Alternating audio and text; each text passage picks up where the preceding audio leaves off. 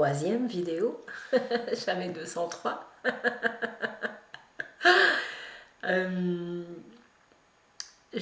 C'était juste pour ajouter cela.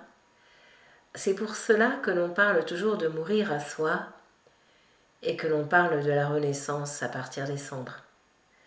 Parce que c'est dans cette grande conscience de la lumière que nous entrons de plus en plus actuellement. C'est comme si la toile se déchirait un peu plus, l'écran se déchirait un peu plus pour laisser être ce qui doit être. Et effectivement, d'une certaine manière, c'est mourir à soi, mourir à cet être que l'on apparaît, à ce petit jeu, comme on dit parfois, pour laisser le grand tout s'exprimer et prendre la place la plus grande qui soit. Simplement, à ce moment, lorsque cette grande ouverture est posée, celui qui résiste parfois, qui n'est que notre ego et notre personnalité, ce qui est légitime et humainement parlant tellement naturel et normal, puisque c'est ce que l'on a connu. Vous voyez, c'est même pas ce que l'on connaît, c'est ce que l'on a connu. Ce temps-là, d'une certaine façon, est révolu. Et en un instant, ça va très vite, aujourd'hui, parce que à un moment donné, il était question du passage dans lequel nous étions. Pour moi, les gens à la fin du passage. Ça veut dire que c'est le grand chambardement, ça va nous saisir, et là, ça va, à mon avis, un peu secouer.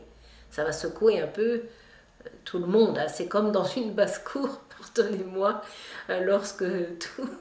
je nous compare à des poules, des canards et des canes, et c'est juste pour montrer le brouhaha que ça peut faire à un moment, parce qu'au niveau de toute la Terre, ça va se passer comme ça, à mon avis.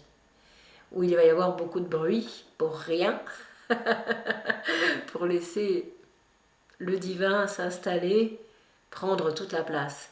Mais lorsque l'humain doit mourir à une forme de lui qu'il a été, ce n'est pas mourir et quitter ce plan, c'est mourir et s'ouvrir à ce qui est maintenant, ce que nous sommes depuis la nuit des temps.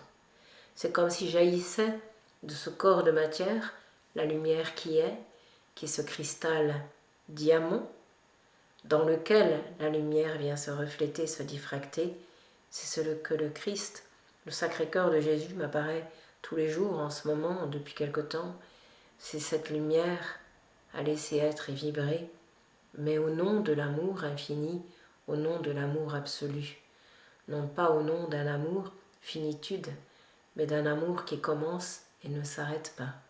L'amour que la présence peut exprimer, peut vivre, libérer et manifester pour la Terre entière, pour toute la planète et l'univers. C'est à partir de là que les choses se font, entrent en réalisation et en communion, et que tous les plans se retrouvent à ce moment, des plans d'ailleurs qui viennent s'opposer, puisque l'on dit actuellement que le ciel descend sur terre, comme je vous le disais juste avant, et que la terre remonte, donc c'est le choc des titans, on va dire, le choc des géants, le choc du vivant, qui nous rappelle à la vie et qui nous ramène à la vie de ce que nous sommes depuis des vies. Le grand souffle à ce moment retentit et s'accomplit, cela prendra la forme que cela doit prendre dans notre vie et sur la terre bénie. Quelque chose s'abandonne en totalité et la joie de l'être se retrouve incarnée. Le phénix se retrouve dans son envol tant aimé et permet juste à un nouveau souffle solaire de se poser dans la joie de tous et de chacun en vérité.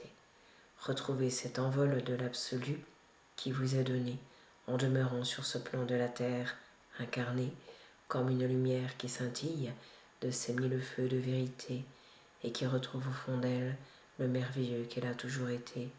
Oh, c'est beau la lumière qui est donnée. Oh, c'est beau la vie lorsqu'à partir de cet instant, elle se déroule maintenant et qu'elle entre dans l'atmosphère du vivant que chacun est sur la terre pleinement. Recevez l'élan du cœur et du bonheur tout-puissant.